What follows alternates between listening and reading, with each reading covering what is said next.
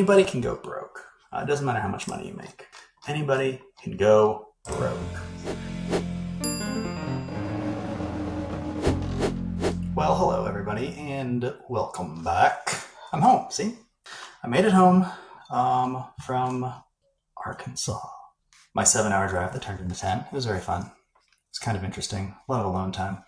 I got home this past week, and I had a couple of interesting discussions. Would you like me to tell you about them? Where should I start? So, I had 3 interesting discussions I'm going to tell you about. Let me start with my neighbor. So I had a discussion with my neighbor the other day. I'm remodeling my house. It's a mess. I had to move out. The whole thing's gutted. It's disgusting. It's just a pile of trash everywhere.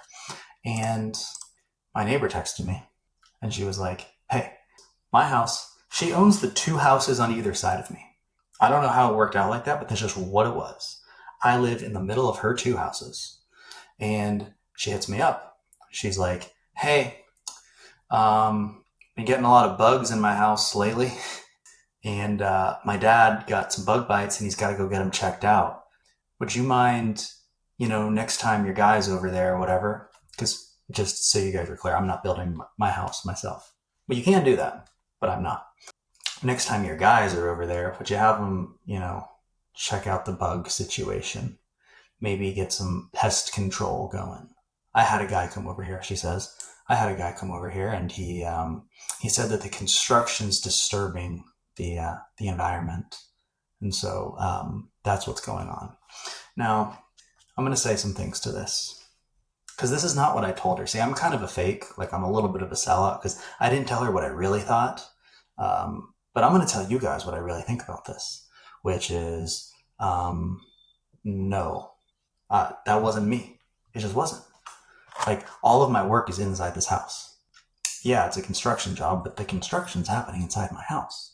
And people, like, this is a prime example of this whole useful or effective discussion. You see, she hired a bug control dude to come to her house. And you know what he told her? He just told her what she wanted to hear. I guarantee you. I did not disturb the animals, the pests. They're not out because of me. You know why they're out? It's because it's in freaking Texas and it's springtime and there's bugs everywhere. I had nothing to do with it, miss. I'm sorry. Also, you asked me to get pest control. Here's the deal.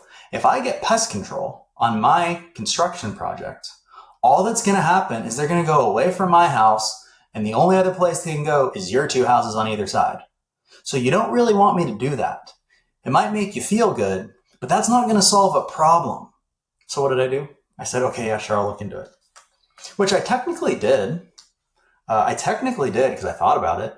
I internalized what she was asking me to do. I said, yeah, if I do that, it's going to make your problem worse. So I'm looking out for her best interest. I'm a good neighbor. I didn't get mad. I didn't say anything I wasn't supposed to. But I'm just telling you guys, this is what people do. Like, this is the type of way that people think. They just want us to say something so that we feel better about coming up with an answer that we want to hear. They don't actually want to solve the problem, mind you. You know how to solve the problem? Why don't you seal your own house?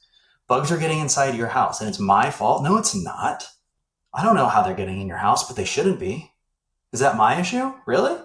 Anyway, okay, that was an interesting discussion. Then I had another interesting discussion with a crypto guy. I want to hear about this? This one's funny. So I like crypto people because they're all kind of the same if you think about it. They've got like one thing they can talk about. And I was talking to this guy at the golf club, and he was a little bit drunk, so, take that for what it's worth.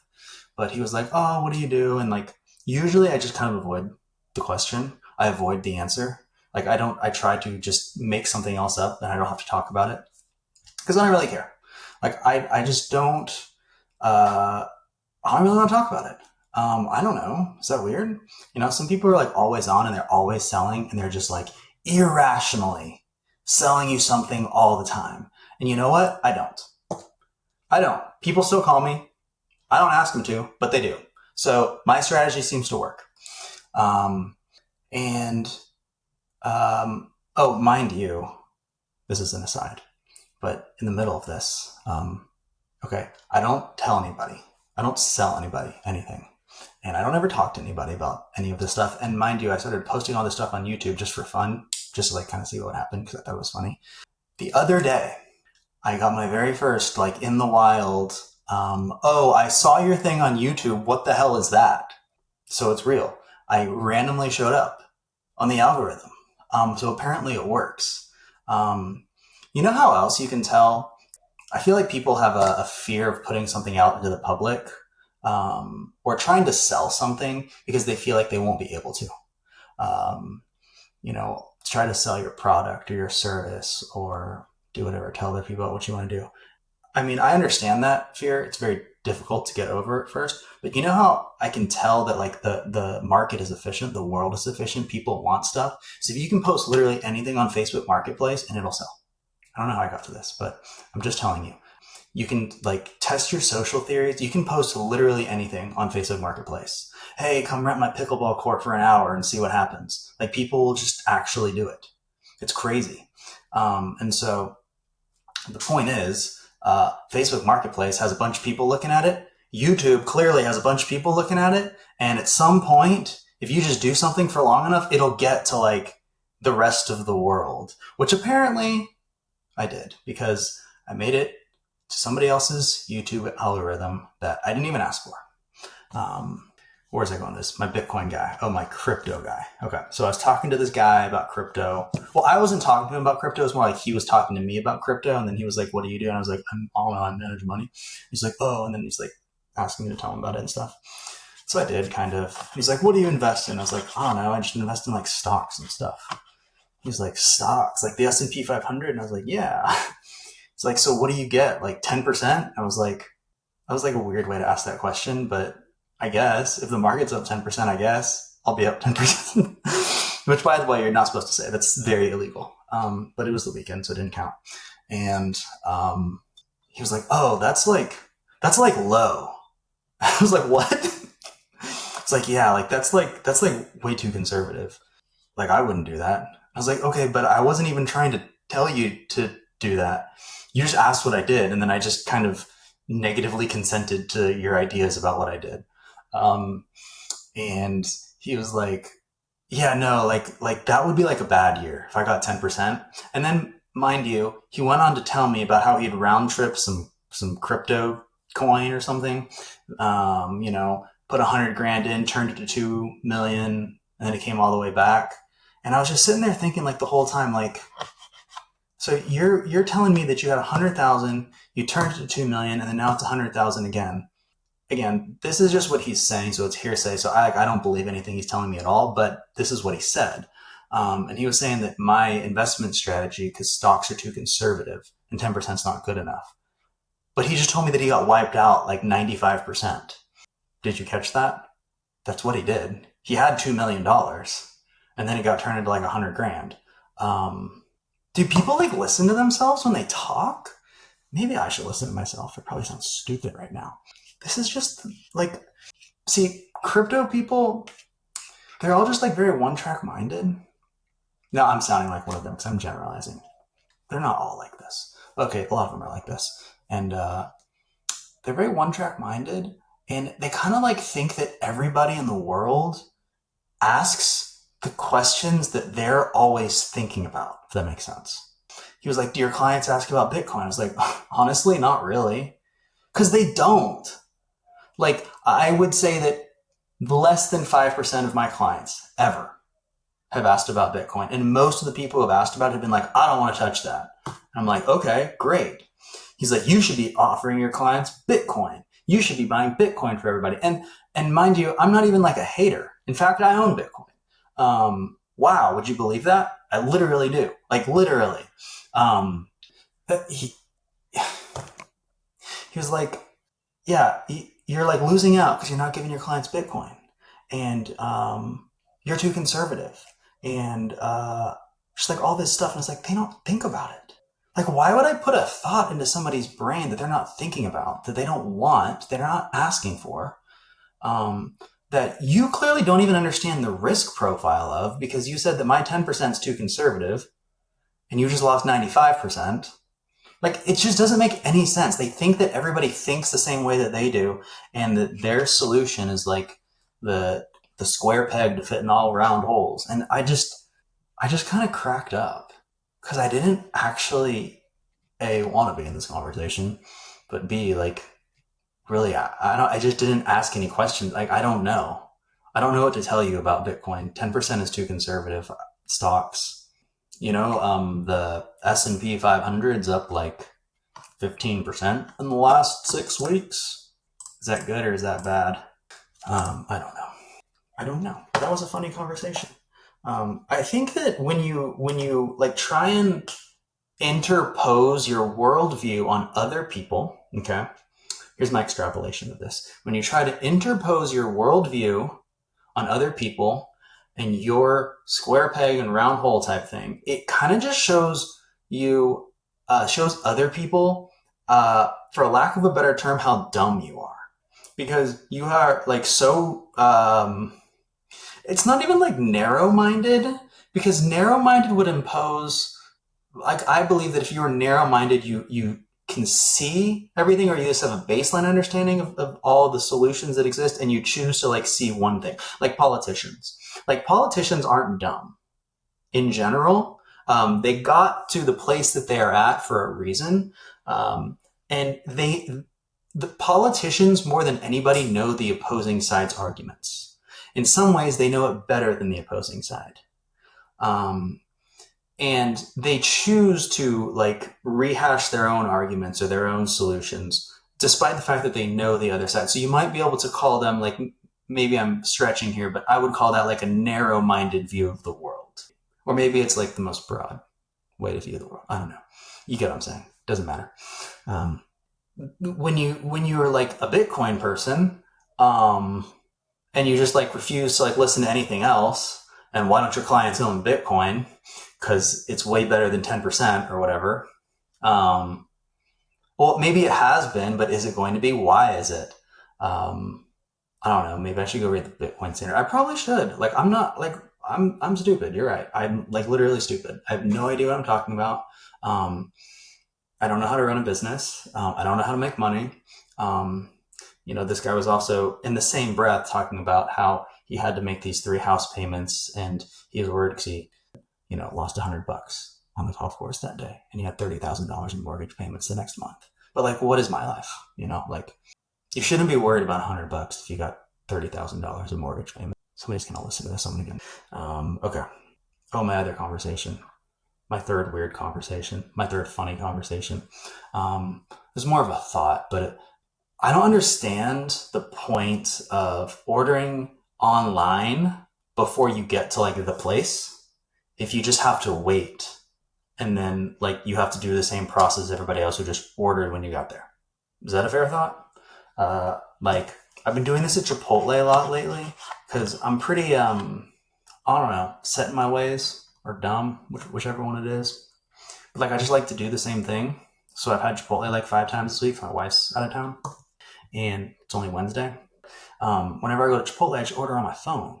Because I'm like, oh, I'm going to go to Chipotle. So I have this great idea that I'm going to order on my phone, and then I'm going to get there and it's going to be ready. And the last like 3 times I've done this, like, it wasn't.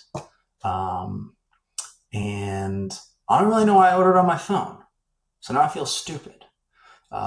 It's also the same concept as I went to freaking Tractor Supply Co. the other day. When's the last time you went to Tractor Supply? Yeah, I went 2 days ago. So I went to Tractor Supply because I need to get this rubber floor. You see? I had to get this rubber floor because I'm going to make a little gym here, and I'm going to work out, and I'm going to have to move like 5 feet to go from my desk to my gym because I like to be efficient. And I needed a rubber floor so I can start that. And I was looking around on like the best place to get these, rubber flooring. So I got these horse stall mats, and they're kind of large. And if you actually go online and you want to buy a horse stall mat, you can get one. They're pretty cheap. It's less than $2 a foot, maybe $1.50 a foot. They weren't expensive. And you can order it online and go pick it up, or you can order it online and like have them ship it to you. But the shipping is like $50 or whatever. And I was bored, and Yeah, somebody's gonna say, your time's not worth $50. Well, I don't know. I was just bored. Okay. Sometimes I pay to do stuff because I'm bored. So I got the order online and go pick it up. So maybe I paid for that. I don't know. But I hit the button to order it online and then go pick it up. And I just drove right out there. It's like 20 minutes away. And I got there. And this woman was like, oh, like she just gave me the face, like, oh, one of those, because I guess people buy these things for home gyms now. One of those guys. She said, all right, pull your car up. I'll be right with you. It's like, okay, whatever. So I pull my car up, and this high school looking dude who was like, looked like he was like 300 pounds and he was like country strong, not linebacker strong, country strong. And I just kind of gave me the look. And he's like, you're going to need to move that stuff in the back of your truck. Well, I don't have a truck, but pretend like I do. And I said, okay. So I moved it. And then he just gave me the look and he goes, all right, come here. And he starts, all these stall mats are out in the front. They're like chained up, like literally at the chain and like a lock. So they must be in high demand. And they were outside. So they're all stored outside in a stack. And he like rips off the chain. And the top one, like it had been sitting there for a while. So there's a bunch of like just crap on it and like water and rust. And I was like, can I get the one without that stuff? And he just like gave me that look like that, like just ripped it off. He's like, all right, pick this one up. I was like, what the heck? So you pick it up and it was like very heavy. Rubber floors are very heavy. And mind you, I was doing all the work. So like I paid to buy this product and then he made me do all the work to load it up. And I was like, what did I pay for? Like, isn't that your job to like move stuff in your store that your customers buy? It's like as if I went to Chipotle and made the freaking bowl myself. Golly. Then it was a haul getting it to this back house over here, but that's a different story. Anyway, so I've had a weird experience this week. I've been alone all week because my wife's out of town. She just travels around places, I guess, and just leaves me here alone with my thoughts. So I just record them. But it's not as bad as Justin Bieber's wife. Y'all seen that? Apparently Justin Bieber hates his wife. This is a thing now. There's all these like TikToks of him like being mad at his wife in public or just giving her like the stink eye. It's kind of funny. Well, it's actually sad. The sad part is I think he's like out of money. Maybe I'll put this in my next episode. A celebrity's gone broke. But apparently he sold all the rights to his music, which maybe that's a good idea. Maybe it's not a good idea, but he sold it in 2022. He sold it for $200 million, which I would say is a pretty good amount of money. I don't know. So let's just say he pays some fees and taxes and he ends up with 100. Not a bad chunk, right? But apparently, now he's like borrowing his pastor's credit card so he can go play golf. His wife hates him. I went to his tour like 2 or 3 years ago. And it was supposed to be a stadium tour, the big ones with like 100,000 people, like Taylor Swift style. And apparently like it was originally supposed to be a stadium tour. Then it got downgraded to an arena tour, which is like not as big of a deal because, stadium's 100 people, 100,000, arena's like 20. Dude's going broke. So I don't know how I got on Justin Bieber. Don't go broke. Have a lot of debt. Anybody can go broke. It doesn't matter how much money you make. Anybody can go broke. Here's another idea I had. So I talked to this dude this week. Talked to a dude in college. Every once in a while. If like randomly I just get like hit up. Like, hey, my friend's like graduating. Like talk to him. And so I'll always talk to him because I think it's kind of fun. And I just like to yap on the phone anyway. So I called him up. And like it kind of reminded of me. Like me of me, because I remember when I graduated college, I had no idea what to do. Like there was not a manual. I didn't have a summer internship ever. I never had a job in college because I was playing sports. I was on the golf team. Like I didn't have time. So I learned how to do stuff. I was a functional human being, but I didn't know like the ins and outs. Like how do you get a job? Why does everybody have a job at Dell? Is that a good thing? Is that a bad thing? I don't know. What does Dell even do? I just didn't even know what questions to ask. And I could tell like he's a smart dude, but he was kind of like in that phase of like, I didn't know what questions to ask. And I'm trying not to go broke, like Justin Bieber. And what I told him, I remember when you get to a certain like phase in your career. I don't know where this comes for everybody, but at some point, you kind of start to figure out stuff that you like to do, stuff that you don't like to do. And you kind of start to figure out who has what you want and who doesn't have what you want. And then you kind of start to figure out, okay, I need to talk to people who have what I want or who are like ahead of me getting that thing. And then when you're really good, you can figure out exactly what you want from that person and exactly how to ask for it. And basically what I told this dude, this is my networking advice for everybody, so listen up, was like, look, whenever you talk to people, especially when you talk to successful people, they're going to be busy. They're going to be busy. But if you catch them at the right time, they're going to talk to you and they're going to tell you like everything. They'll open up the books. There's very few people, especially people who are like really good at what they do, who are like safeguarding. That's just not a thing. So they'll open the books. They'll tell you everything. Just get them started. Just ask them something in their wheelhouse. But the important thing, the really important thing that most people like miss, right, is we can have a great discussion for 20 minutes, whatever. I can think you're the best, coolest guy in the world. And then if you don't ask me to follow up, if you don't ask me to do something, if you don't ask me for a piece of advice, like I'm going to forget about that. We can have a 20-minute discussion. I think you're the smartest guy in the world. I might hear your name in 3 years or 5 years or 10 years or whatever and go, oh yeah, like I kind of remember, like I think I talked to him once. We had a good discussion. But if we have a discussion and you don't ask me to do something, like you're not going to get anything out of this discussion, out of this relationship. You have to ask them to do something. You have to earn the right to do it. But that's the most important thing that like most people don't figure out, which is like earn the right to ask for something. Ask a person if you can get them who's ahead of you to do something for you. And mind you, don't ask them for the world. Don't be an idiot. Don't ask them to like give you stock in their company for free. We're not stupid here. Ask them, can I follow up with you? Hey, can I send you an update once a quarter with these things? Hey, can you give me a name of somebody who might be interested in this? But you have to tell them to do something. If they're good, and mind you, people who are successful are good for a reason, they will do it, especially if you make it clear and actionable and concise. That's the thing that everybody misses when they're trying to network with people. And so that's what I told him. And I felt like that was good advice. And I don't really care what anybody else thinks, but I felt like it was good advice. And then so I ended the call and I said, what you going to tell me to do? And he said, I'm going to call you in 2 weeks. I said, okay. And I wonder if he will. I don't know. Maybe I'll update you guys here. But that is, I don't know, that was what's going on in my brain today. My brain this week. Stupid ass crypto people, self-limiting. Sorry, they're not all stupid. See, the thing about like networking or these crypto people, like this was my thought, is like it's so self-limiting. You have to realize like the average conversation that anybody has with anybody else in general, they will forget everything about you if it's not relevant to them.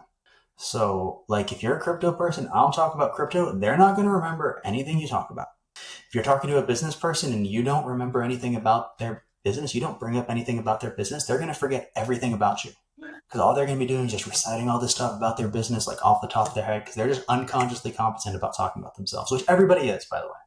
There's very few people who actually think about other people first in a discussion, and then who will actually remember and who will actually offer things proactively. Granted, usually those are like the best people at whatever they do, but not everybody can be the best. That is the definition. So make it relevant to their life or ask them to do something. That's the thing. Ask them to do something because they like, it's like an ego thing. I'm going to show up on somebody's YouTube feed and they're going to be like, why are you talking about me? I don't know. You came into my life this week and I just like talking about myself. And you were in my life this week. So that's why I'm talking about you. All right, cool. So, all right, I think it's everything I got for now, at least. Everybody stay safe out there. We'll see you next time.